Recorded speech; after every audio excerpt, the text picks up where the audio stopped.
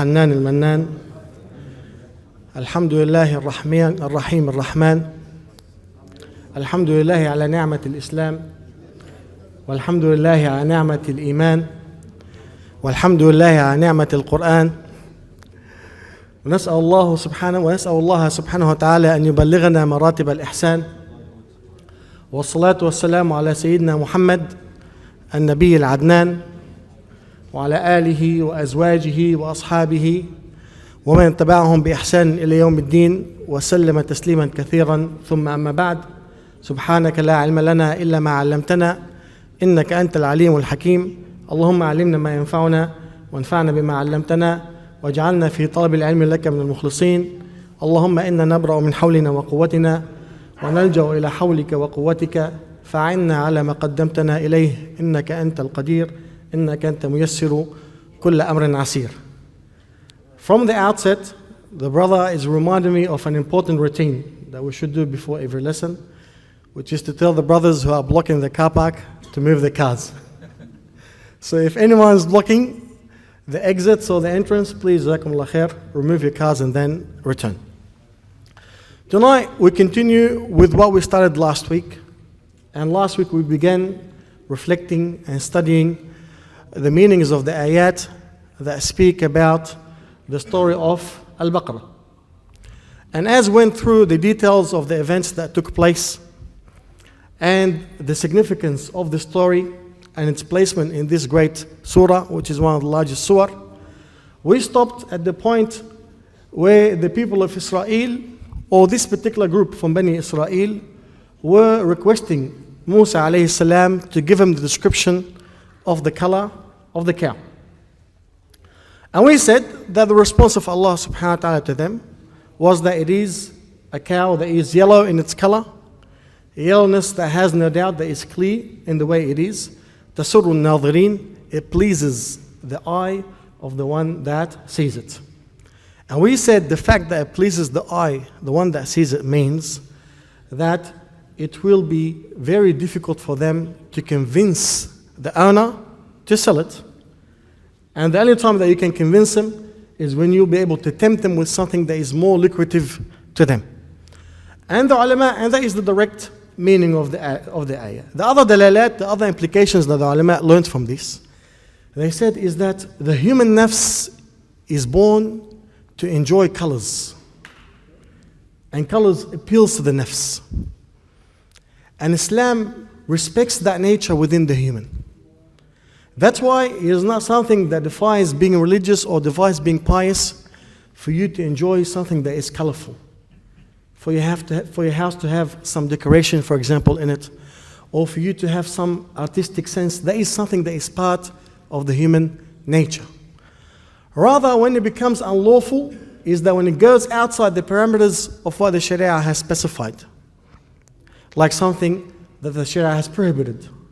Like having a painting of something that has a soul in it, something that has a ruh, and so on and so forth. And therefore, if you are to buy, or to are to sell, or you are to organize your house, or you are to organize your life, or even in your dress code, you are allowed to use any color that you like, as long as it is not haram. And one of the colors that is haram for the males is the bright reddish colors, and for the sisters, for them to go out in colors that would attract the eye to them. Besides these two situations, you can wear or you can use any color you want. And that's why they said the yellow color, yasurru al-nadhirin, that means it pleases the heart. And today, in hospitals, if you notice, all the hospitals that are actually built or getting remodified, what's happening is that they're involving more colors in it. Why? Because research has suggested that colors have an impact on the sick person, on the patient, on the people. And without the need to go through the research, the Quran says, تَسُرُّ النَّاظِرِينَ, it pleases the eye of the one that sees it. طيب. Now, they asked for the age, and they did not have to know it, and it was given to them. And they asked for the color, and they did not have to know it, and it was given to them. Did they stop? No. They did not stop. And they asked for further details. قالوا ادع لنا ربك يبين لنا ما هي. They said, O Musa, invoke who? Your Lord. The same practice, the same rudeness with Allah subhanahu wa ta'ala. Your Lord, to clarify what this cow is to us. What do you want now? You know the color, and you know the age. What else can you describe in a cow? What did they say? They made the excuse, إِنَّ الْبَقَرَ تَشَابَهَ عَلَيْنَا. Verily we have been confused. There's a lot of cows. How are we going to know which one Allah subhanahu wa ta'ala wants?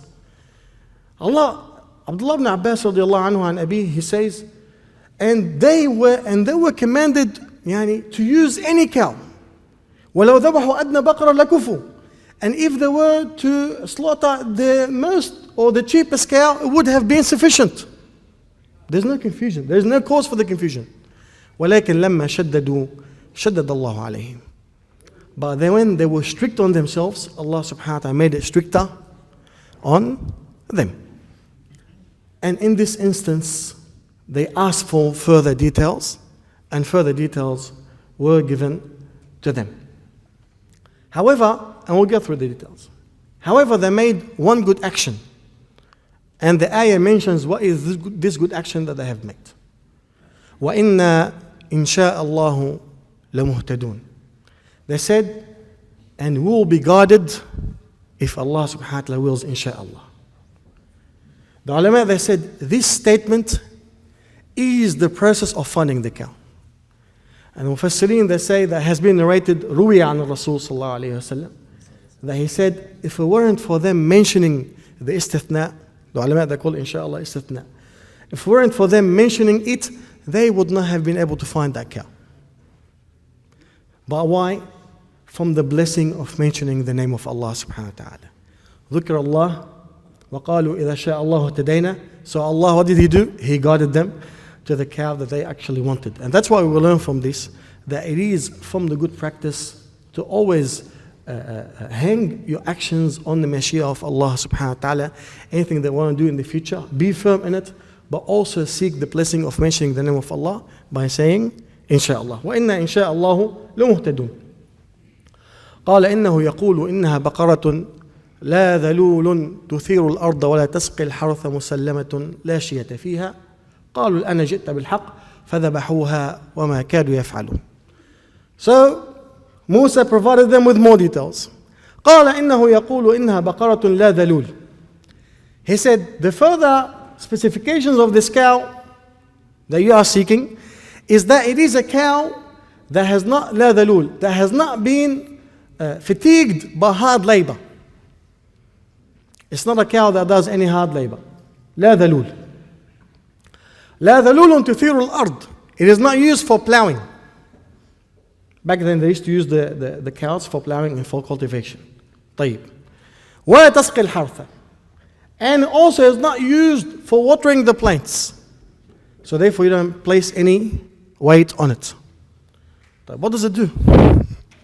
What does this cow do? The specifications, as you notice, is actually taking the cow even outside of what is normally the duties of a particular cow. لا ذلول تثير الأرض ولا تسقي الحرث. So we can call it a model cow. مسلمة. What does مسلمة mean? The ulama said مسلمة meaning it is free. Free of what? It's free of any faults. Free of any flaws. Free of any defects. You will not find a cut in it.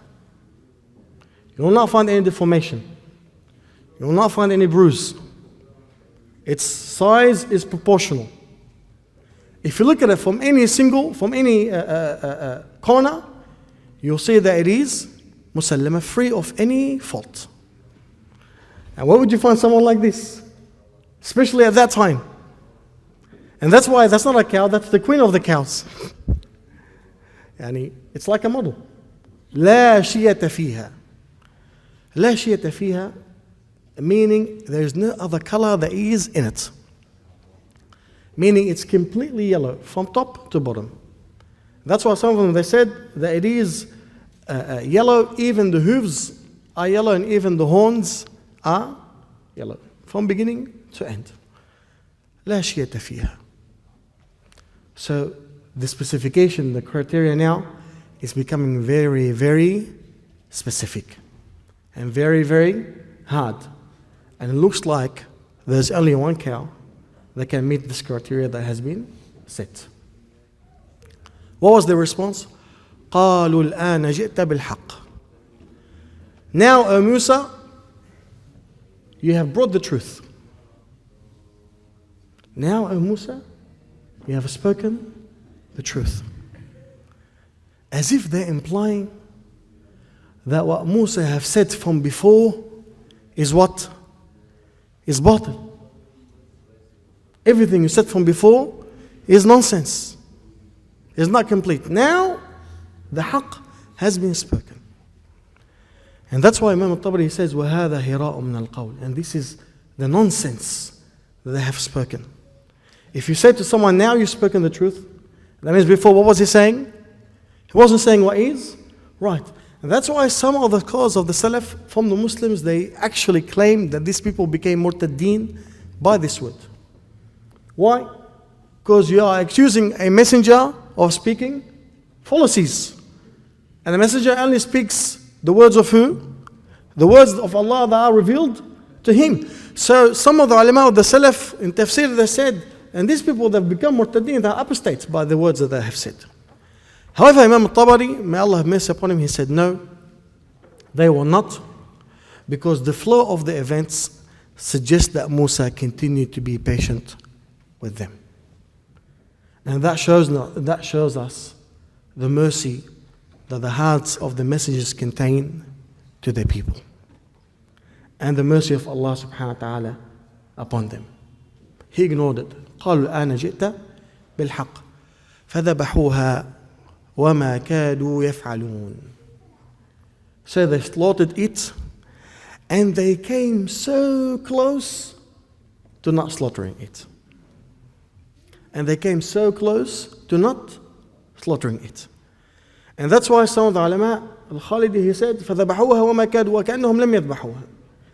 They slaughtered it, and in reality, it's as if they did not slaughter it. Why? Because they delayed the command of Allah subhanahu wa ta'ala. And they stalled, and they argued. For those who have children, they know how this feels. You ask someone to bring something for you. You want a hot and cold. Hey, give me a cup of juice. What do you want it? They make up excuses until you say, Khalas, I'll go get it for myself. And it's as if what they were doing is that they were stalling the command. Stalling the command. Stalling the command. So Musa was said to them, Khalas, don't slaughter the cow. This person was killed by this. Go. Delaying and avoiding following the commands of Allah subhanahu wa ta'ala. And this is something that is very, very awful, and that will lead the iman, and as we can see, that will lead for the iman to decrease in the heart of the person and to begin to actually decay. Why? Because it indicates that the love of Allah subhanahu wa ta'ala is not strong in the heart of the person. And that's why we find that the Quran and the Rasul sallallahu alaihi wasallam always teach us to haste to obeying the commands of Allah subhanahu wa ta'ala. وَسَارِعُوا إلى مغفرة من ربكم وجنة عرضها السماوات والأرض وعدت للمتقين. As Allah says, and hasten to the forgiveness of your Lord, as if you are running towards it, as if you are about to miss it. Hasten to the forgiveness of your Lord and to the Jannah that it's equal to the heavens and the earth that Allah has prepared for those who are pious. And that's why we find that the companions, their attitude with the commands of the Rasul sallallahu alaihi wasallam is instantly Spontaneously they act upon them. They don't delay. Do this, they do. Let's go out in jihad, they go out. Pay sadaqah, they pay. Pray, they pray. Why? Because Iman has stabilized in the hearts. And therefore the motivation of the action became what? Became the love of the person that is giving him the command. And that's why part of the aqidah of the Muslim is not only to fear Allah subhanahu wa ta'ala and to fear the punishment of Allah, but to love Allah subhanahu wa ta'ala more than anything else. And that will become the drive of you following the command, or one of the strongest drives in following the commands. So these people, they came so close to not slaughtering it, but at the end, they did. Some of the scholars of tafsir, they said, there were people amongst them that in reality do not want the truth to come out. And that's why they were stalling and stalling and stalling. Maybe they can actually get away with the action that have taken place. And until now, the Quran has not told us why they were commanded to slaughter the cow. And until now, we don't know what is the cause of the murder in the first place. All these details are kept or are delayed, but they're going to begin to divulge now. First point, did I find that cow? Yes, they found that cow. Where was it? And who's the owner of the cow? That connects to another story that happened amongst the people of Israel. Amongst the people of Israel, there was one pious man, Rajulun Salih. Eat from halal, always truthful, always doing his action, worship to Allah subhanahu wa ta'ala, keen on strengthening his iman, until he became very close to Allah. And he became regarded as one of the pious of the people of Israel. And they were not all evil. Some of them were very, very good. This man had only one wife and had one son. And death took him. He was on his deathbed. He was very poor. And he has no family. And he cannot trust anyone with his family. One son and one wife. And all the assets that he has in this world, other than the house in which he's living, is a young cow. A calf that he has. He was worried because his son is very young. He cannot look after it. And his wife is a woman that will not really have any power in the tribe. And he was worried that if he is to put that cow with someone, they'll just take it with the flock and then forget about it. And he cannot trust people. So how is he going to preserve that small wealth that he has for his son until he becomes big? So what he did, he made a dua. Allahumma inni astawdi'uka hadhihi al-'ijlata libni. Oh Allah, I place in your trust this young cow, look after it for my son. That's it.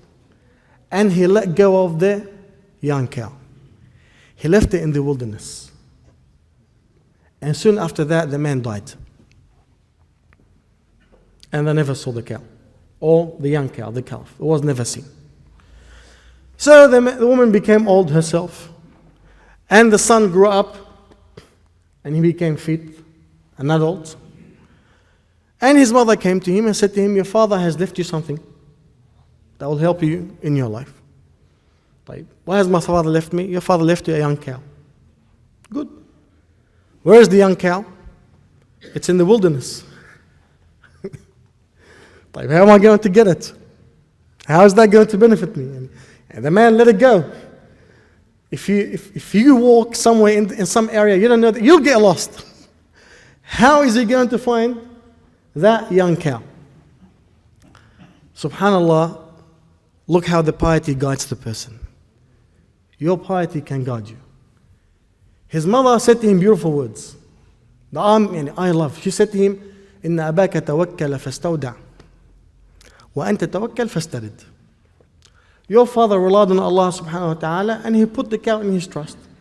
He said yes. Said to him, so rely on Allah subhanahu wa ta'ala and ask him to return it to you. Tawakkal ala Allah, wastarid. Rely on Allah subhanahu wa ta'ala and ask Allah to return it to you. So he went out in the wilderness and then he began to make dua. Allahumma Rabba Ibrahim wa Rabba Musa. Ya Allah, the Lord of Ibrahim and the Lord of Musa. And my father has left an amana with you.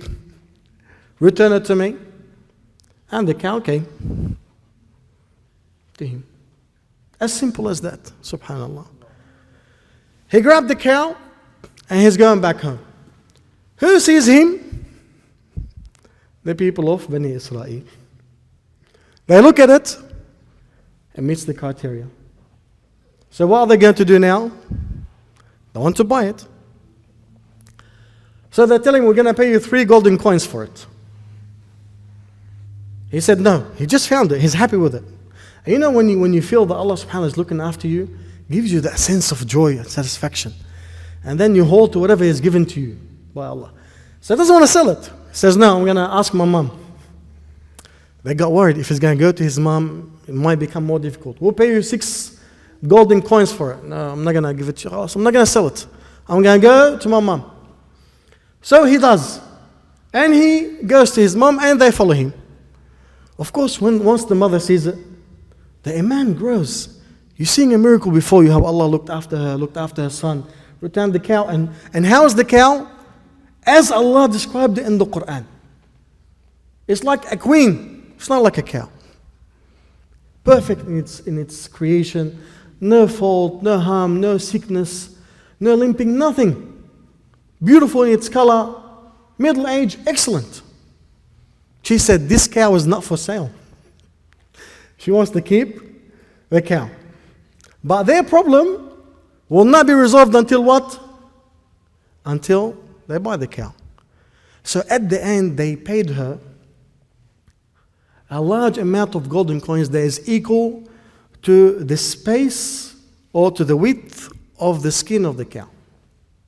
And if I take off this and I put it on the ground, that will not be the size of a cow, and try to coat it or to cover it with golden coins, how many would you take? A lot. They had to pay him that much.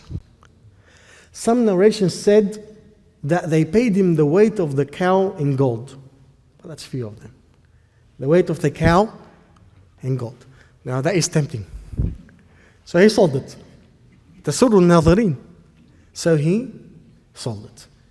Despite the fact that this is not the main lesson of the story, there is a very important lesson for us here. How can you protect your children? For those who have children, my brothers and my sisters, we work very hard for our children. Yeah? Very hard. Want to make sure they have good education. Want to make sure that they have a house to live in. Some of us even take the risk of involving into riba, having more houses, just to leave something for the family. It's the love that the person has for the children that will make them even sacrifice themselves for them.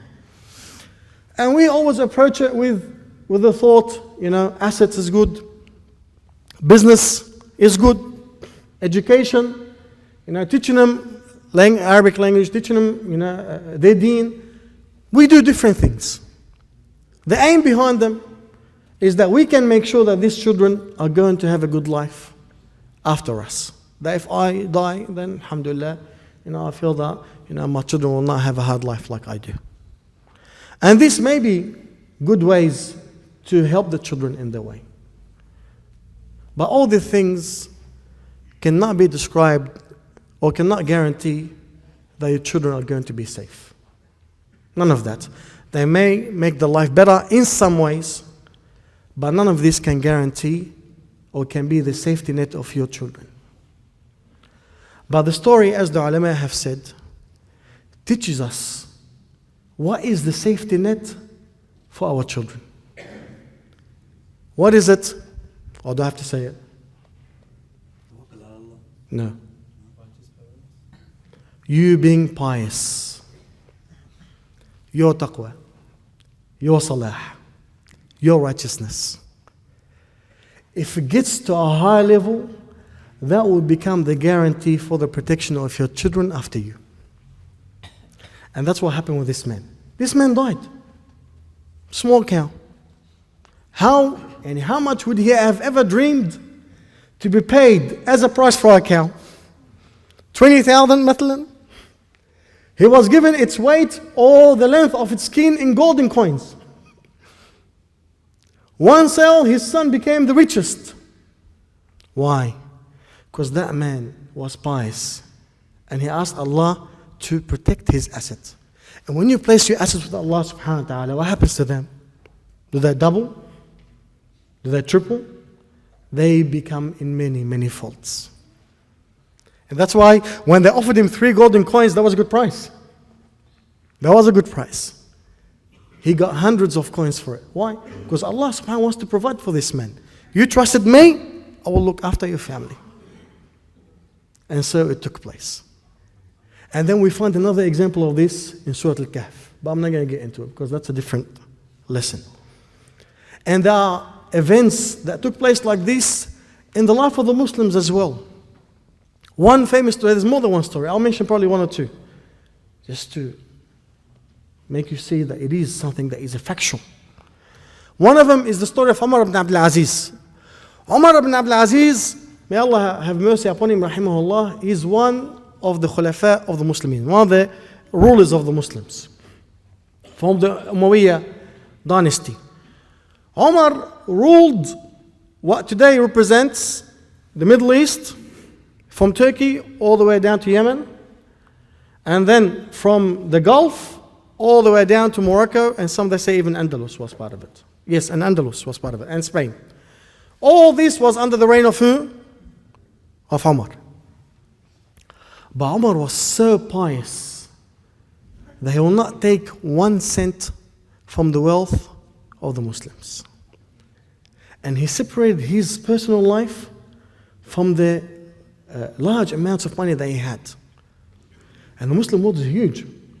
Today, if you think a couple of countries that are rich, imagine such a massive, we're talking about 20, 30 countries under the command of that man. Yet he had a very humble house. He had a very poor life. And he was very, very pious. And he was one of the students of Sa'id ibn Musayyab, who's from the leading of the Tabi'in, may Allah have mercy upon him. And this man was so pious that the ulama placed him after the rightly guided khulafa. Abu Bakr, Umar, Uthman, Ali, and then his son Al-Hassan, 6 months. They say one of the best after them is who? Is Umar. At the time of Umar, my brothers, for those who do not know about him, I know some of the brothers may know. At the time of Umar, there were no poverty in the Muslim world. There was no poverty in the Muslim world. Do you know all these massive terrains that we're talking about? No one poor. There was no place to pay zakat. That's why the young ones will like it. The zakat was then spent to pay for someone that owes a debt or for someone that wants to get married. No poverty. But Umar was very poor. He himself was poor. But he never took. SubhanAllah, and the nafs, the responsibility inhibits them from doing things like that. And he was on his deathbed. He's from the Umayyad dynasty. So he comes from a very rich family before Islam and after Islam. And his wife was the daughter of one of the khulafa before him and the sister of one of the khulafa before him. So she moved from a noble life all down to a peasant life, you can say. One of his relevant relative, Muslim ibn Abdul Malik, he walks in. Umar is very sick on his deathbed. He said to him, أفقرت عيالك. You have made your children impoverished. You have impoverished your children. You've made them very poor. You have all this money. Leave something for your children. Don't have enough food to eat. You're going to die. Who's going to look after them? There's nothing. Write something for them. You have all this money under you. Or at least put the guardianship to us. Allow us to be the guardians over them, so we'll look after them and we'll spend over them. Umar looked at him and he said, Inna wasiyya wa waliyya Allah. My guardian over my children is Allah. Inna waliyya Allah. My guardian over my children is Allah subhanahu wa ta'ala. So I don't want to put him under any of your guardians. And then he asked for his children to be brought into him. He had 17 males. They say 17 sons. They brought them all to him, and they were all young. They were not very, very old. So he looked at them and he said to them, your father has been given the choice. Either he takes from the wealth of the Muslims and you become rich and he goes to the hellfire, or he leaves you poor and he goes to the Jannah. And your father chose to go to Jannah. I'm not going to give you anything from the wealth of the Muslims. He had some money, we're going to come to how much he had. None of that. And then he began to cry, seeing his children very young. Umar had a very, very, very soft heart. And he's on his deathbed, and probably he's a bit worried for them. He began to cry. And he said to them, my children, you are one of two. Either you are pious, salihin, and Allah has said in the Quran, وَهُوَ يَتَوَلَّى الصَّالِحِينَ إِنَّا وَلِيَّ اللَّهِ الَّذِي نَزَّلَ الْكِتَابَ وَهُوَ يَتَوَلَّى الصَّالِحِينَ. And He will look after those who are pious. So either you will turn up pious, and Allah has said, وَهُوَ يَتَوَلَّى الصَّالِحِينَ, so Allah will look after you, or you will turn corrupt. And by Allah, I will not leave any wealth for you that will aid you in disobeying Allah subhanahu wa ta'ala. And he told them, leave. And then he died, rahimahullah. Of course, a lot of our leaders today are like him, yeah? A lot of our leaders today, mashallah, are like this. They don't take from the wealth of Muslims, abadan.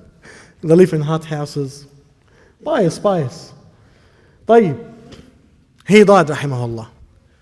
The story is authenticated. Ibn Taymiyyah mentions it in his book, Siyasa Shar'iyya.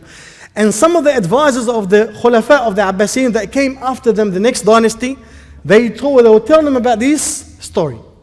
He died, and time has passed. At the same time, one of the other Khulafa, probably Hisham, yes, how much did he leave for children before I pass?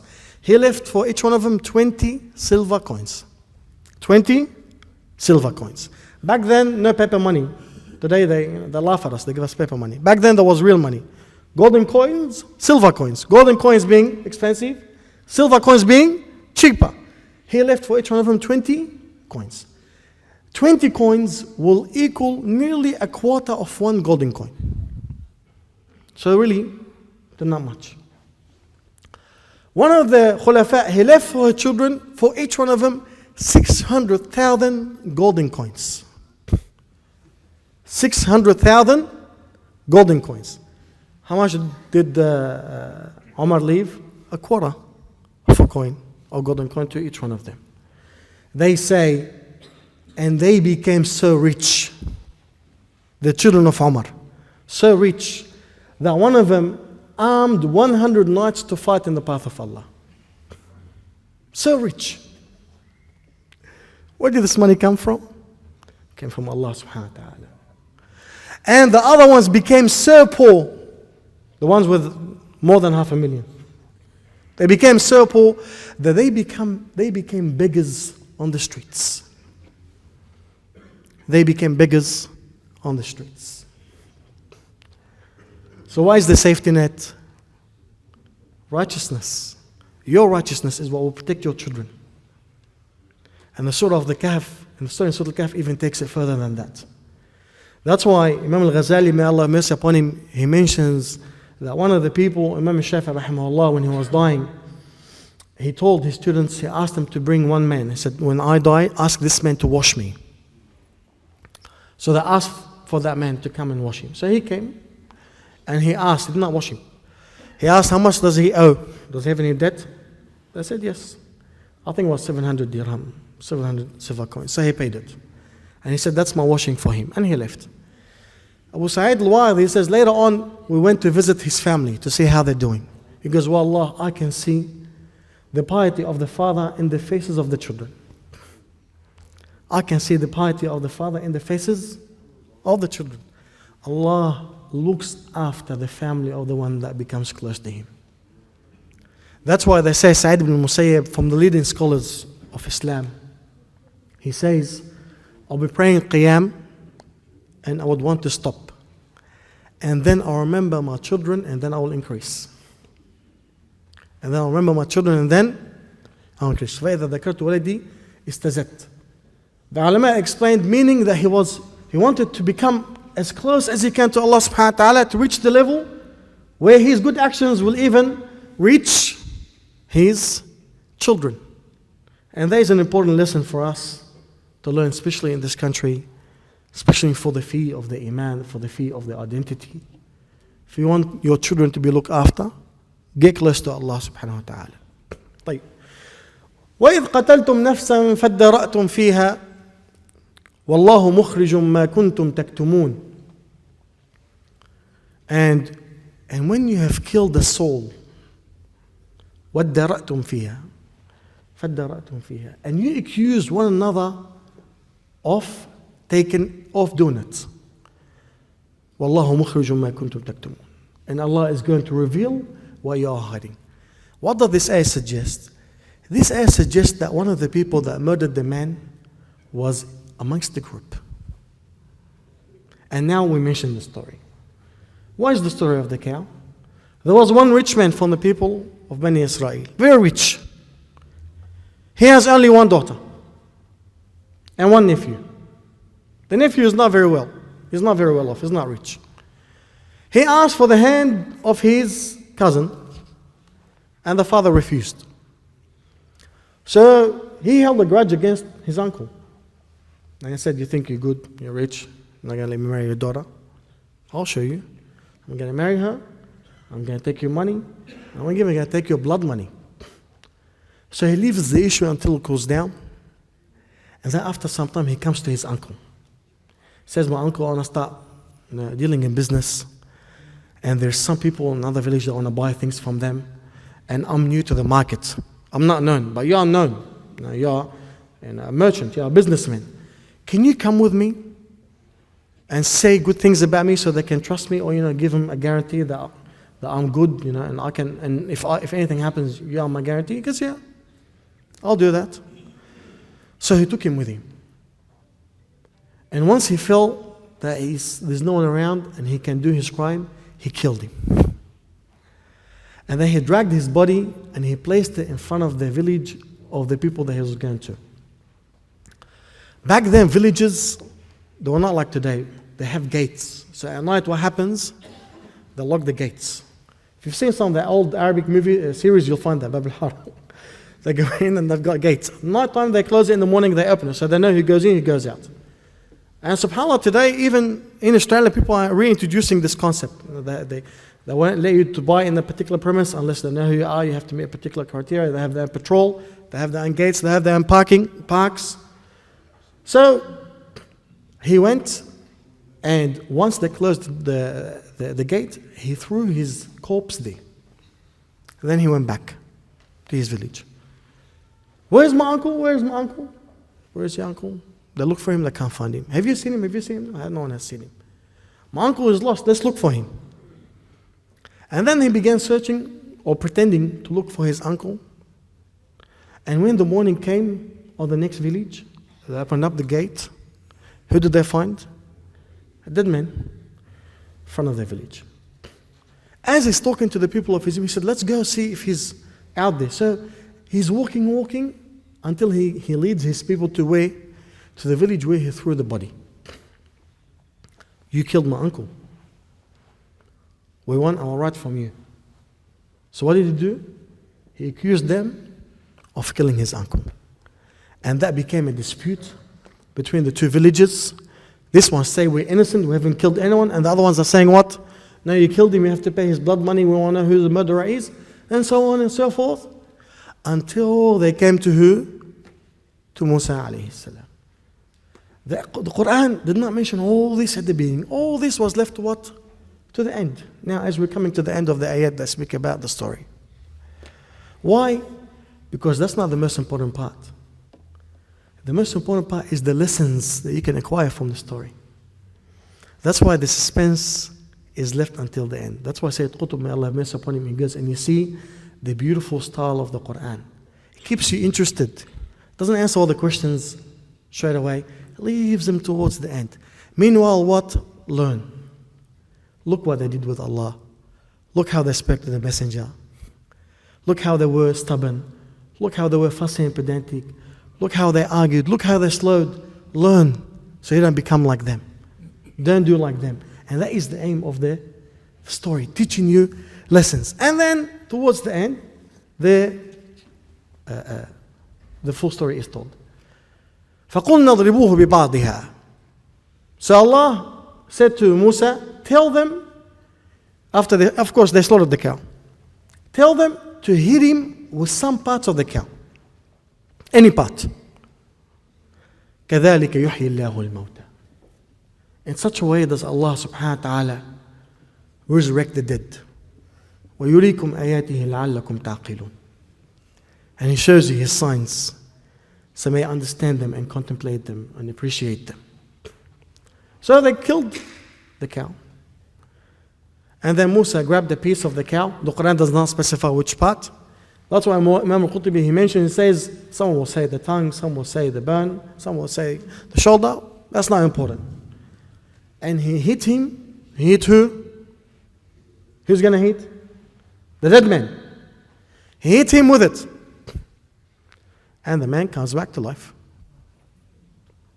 Of course, by the permission of Allah. What happened with you? So he tells what happened with him. And he informs that his nephew is the one that plotted against him. And how he killed him and how he wants to take his money and so on and so forth. And then the man goes back dead. So do you know who killed now? Yes. Who killed? The nephew. But let's stop a bit at this ayat. فَقُلْنَا اضْرِبُوهُ بِبَعْضِهَا. How did this revival take place? Piece of the cow that is dead, a dead piece, was used to hit someone that is dead, then come back to life. طيب, can I do that now today? Grab a piece of cow, hit someone with it, comes back to life. If you hit him with tons of beef meat, they'll not come back to life. Is this method logical? No. Is this method scientific? No. It's not. Today in hospitals, when they want to revive someone, they give them electric shocks. It's logical. Why? The heart works on pulses, electric pulses. Give them a boost, probably the heart will come back again. Now they resuscitate them, they blow air in the mouth, goes down to the lung. Probably the mix of both can revive the process of the movement of the lung and the pumping of the heart. So the method that I used are what? Very scientific, very logical. It makes sense. But the method in which Allah subhanahu wa ta'ala brought that person back to life was not logical and was not scientific. It was actually strange. And doesn't make sense. Why? Why? Because Allah subhanahu wa ta'ala wants to teach us that these laws that apply to us do not apply to Him subhanahu wa ta'ala. He does not need help or aid or science or anything. And really the secret of the revival and the secret of death is His command. Subhanahu wa ta'ala. His command. And when He commands for what is not a cause to become a cause, it becomes what? It becomes a cause. And when He commands for what is usually a cause of death, not to become a cause of death, it will not be. And that's what Allah wants to install in these people's hearts. Don't compare my power to your. Don't compare my command to your command. Don't try to evaluate my power with your logic, with your science. It is beyond you. It is beyond you. And that's what happened here. And that is the main lesson. Don't. Your minds can't. You will never. And the cow was not important. The cow was not important. The cow was just the scenario that Allah subhanahu wa ta'ala used to make these people aware of His power subhanahu wa ta'ala. That's it. And if we just look at the cow, we'll find many events, many lessons connected to it. They saw their faults. Allah showed them their own faults. And sometimes a lot of events that happen with us tell us about our faults. And Allah is showing them, look how you are. Look how your iman is. Look how you treat your messengers. Look how you lie. Look how you deceive. Learn. Look how patient I am with you. Learn. Teaching them. At the same time, the provision for who? For that man that placed his trust in Allah subhanahu wa ta'ala. At the same time, a aqidah lesson for these people that we're going to come to inshallah shortly. At the same time, killing in the heart the possibility of this cow being something that is sacred as they has worshipped before. The cow was just the vehicle that carried the lessons to these people. And now we understand why this surah was named after that story. Because what the story of Surah Al-Baqara, what the story of Al-Baqara do is give us a very valuable lessons in Aqeedah. Very valuable lessons in Iman. What the people of Israel wanted was simply resolve a murder.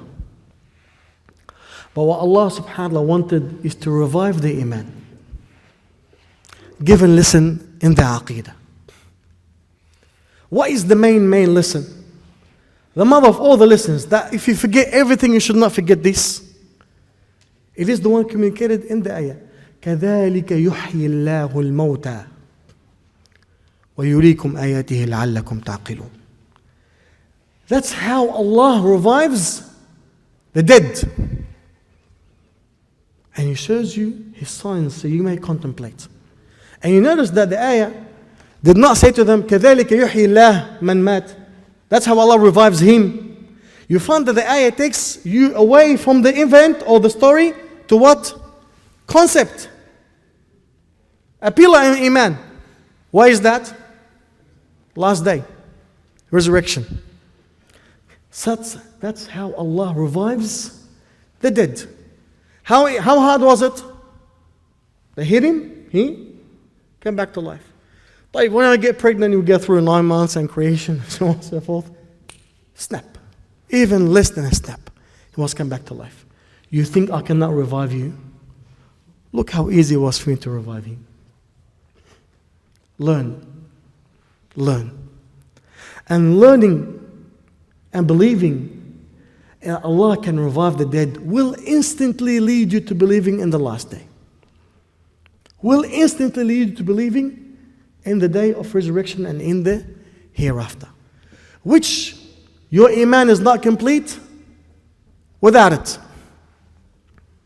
You believe in Allah, you believe in the Rasul, you believe all the messengers, but I don't believe I'm going to be held accountable. Your Iman is not valid. It is not acceptable.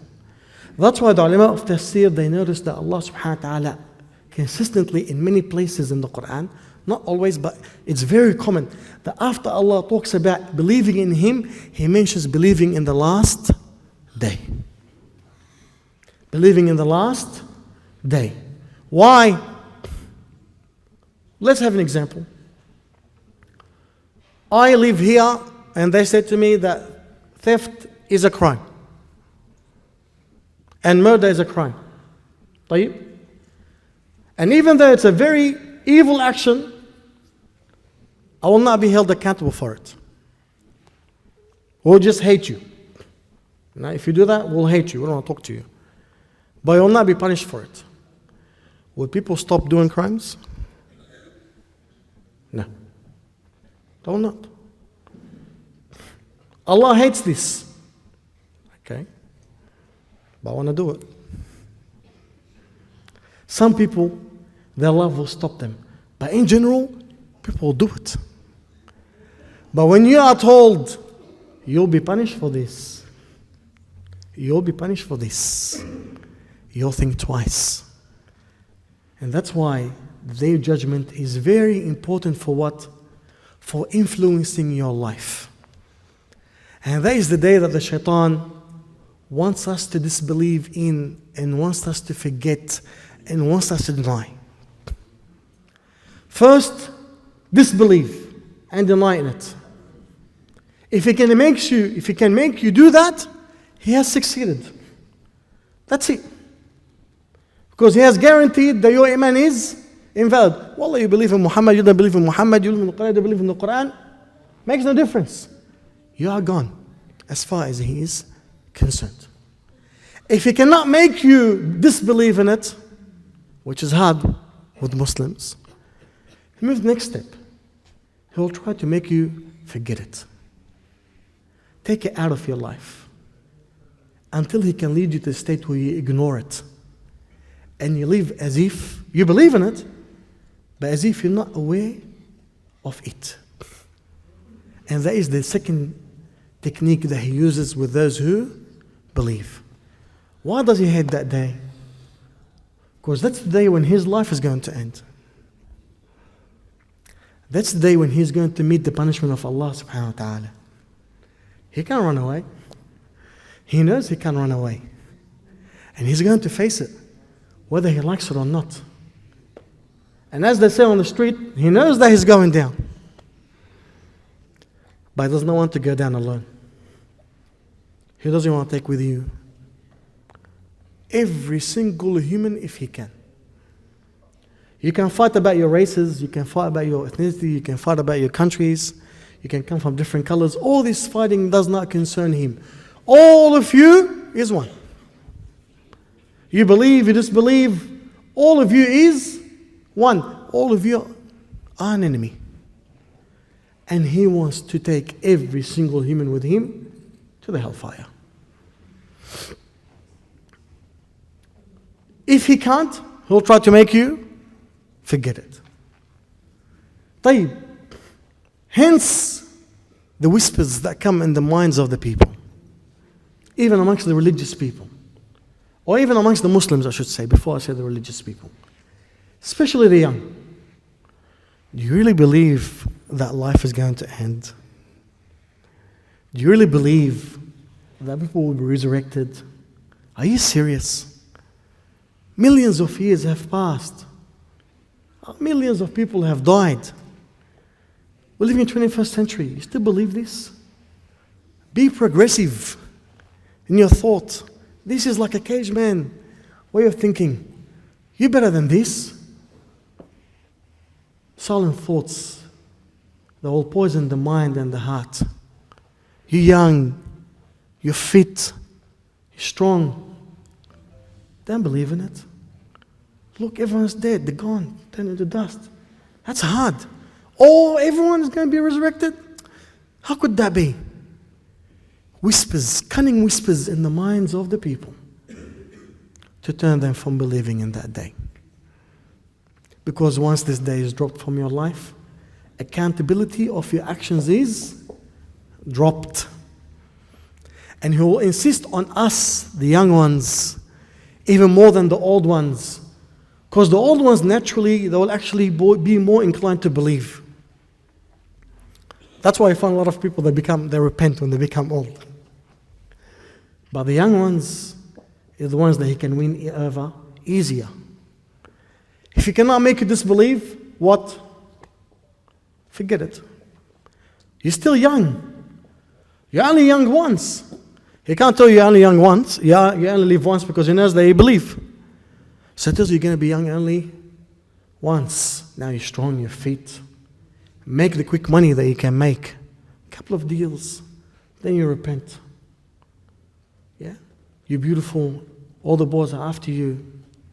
Benefit from this and play with the minds of the young ones. You repent later. You're kind of like the old people, you know. You go like in a mosque, you go to Hajj, everything is wiped. Whispers in the minds. And then as he does that, he drowns us more and more into sins. And he corrupts the heart more and more. And then he will try again to make you disbelieve. He will not stop. And try again, and try again. And if he succeeds, may Allah save us, we are gone. Have you ever pondered why there's a lot of false predictions for the end of the world? Have you noticed that a lot of people, every now and then someone says it? Every now and then someone comes up, the world is going to end on that day. Be away. And now we look at them as lunatics. Look at this idiot, you see. Thinks the world is going to end. And it happened before the time of the Rasul sallallahu alaihi wasallam, happened after the time of the Rasul sallallahu alaihi wasallam, at the time of Salah ad-Din. Every now and then someone comes up and he says to you, the world is going to end. And the day comes and the world does not end. In what I remember from our time, 3 cases. Once they all killed themselves because the world's going to end, so they want to take the wife away before the world collapses. And then the guy from 2012, and they made a movie about him. And then someone else. And the world now laughs at them and look at them as lunatics. Tayyib, what is the drive behind these people doing this? Some may want to deceive people, they want to make some money, for example. Tayyib, okay. You'll find that many of them, I realize or I notice that many of them, either they do this based on visions. Suddenly he sees a vision. Someone that is dressed in white, Noor coming out of him. Tells him, you're a prophet.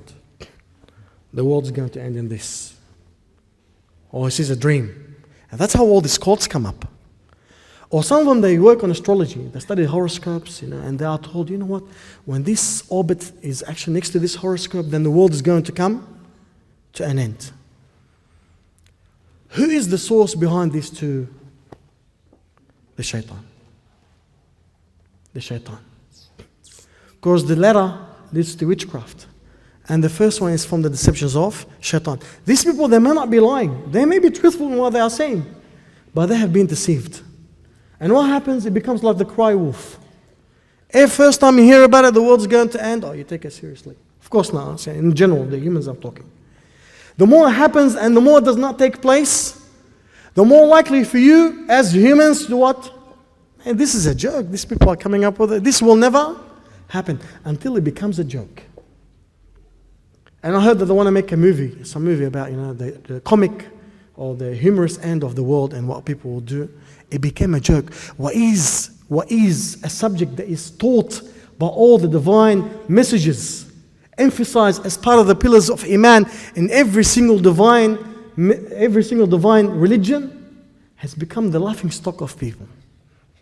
Why is that? Because he wants you to laugh at it. He does not want you to believe in it.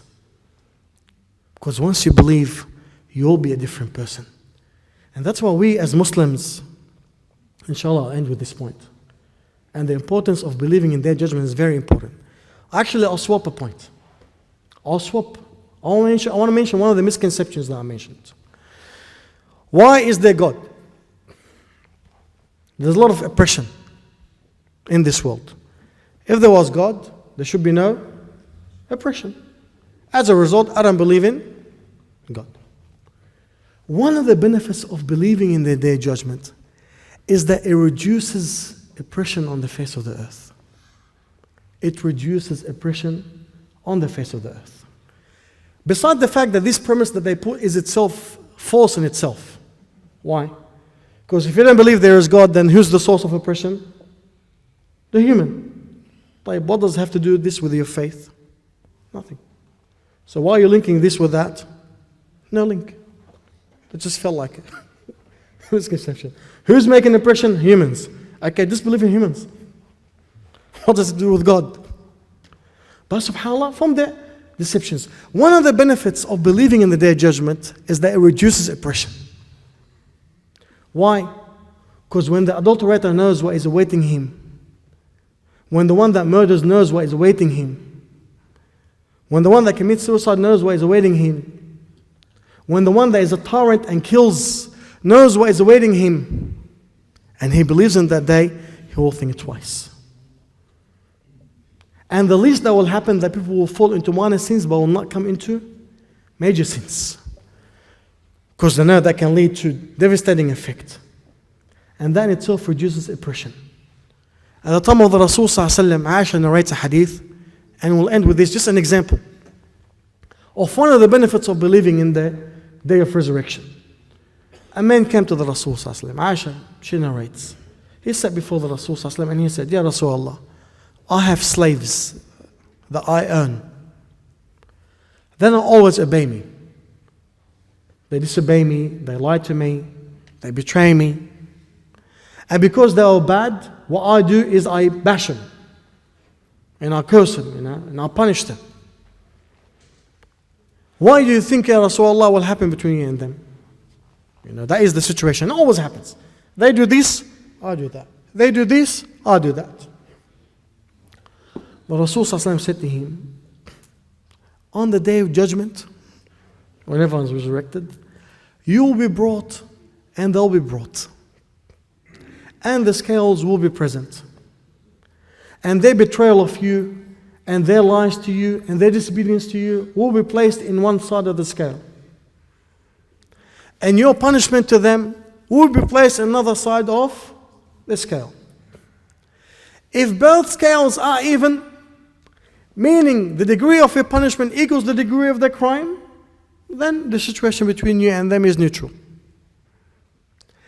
And if the scale where their disobedience to you is greater than your punishment, then you'll be safe. But if this scale tips where you punish them more than they deserve to be punished, then you'll be indebted to them. فَلَهُمُ الْفَضْلَ عَلَيْكَ. And then they'll be given the right from you. They'll be given the right from you. The day of resurrection, even the animal will take his right from us, my brothers. Even the animal will take his right from us. And you said to me that believing is the cause of oppression. Believing in that day is what reduces oppression. Even if a non-Muslim, you oppress him, you hurt him, Allah will take his haq from you. And you said to me that believing in the day of judgment and believing in God is the cause of oppression. It is what reduces oppression. So that man stopped a bit, and it seemed, my brothers, that he was a bit harsh in his punishment. So he took a corner, he moved away from the Rasul ﷺ, and then he began to cry.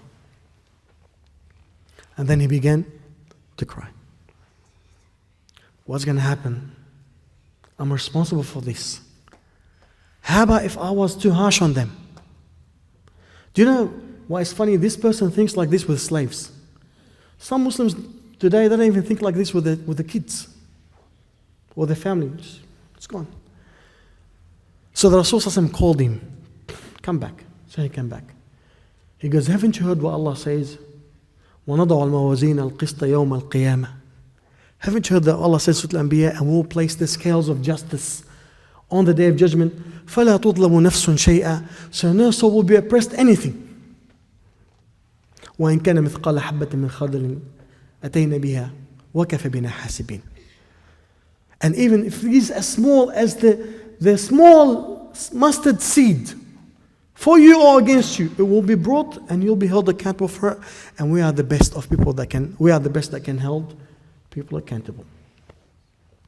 The man, he looked like this and he said, Ya Rasulullah, I see that the only way that I can be safe is if I free them for the sake of Allah.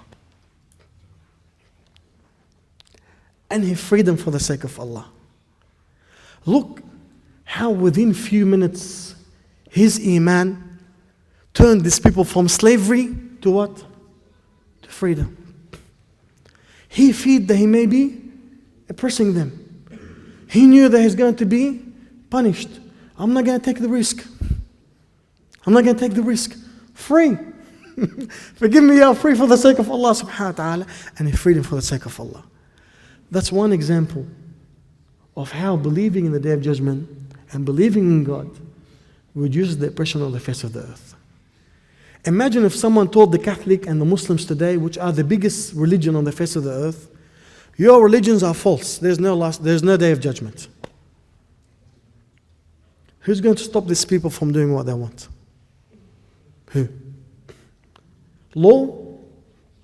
Law has not stopped those who don't believe from committing crimes. And you tell me that you disbelieve in God because there is oppression. That belief is what is protecting the humans from the evil of the humans and reducing it to a very low level. That's why the power of faith is greater than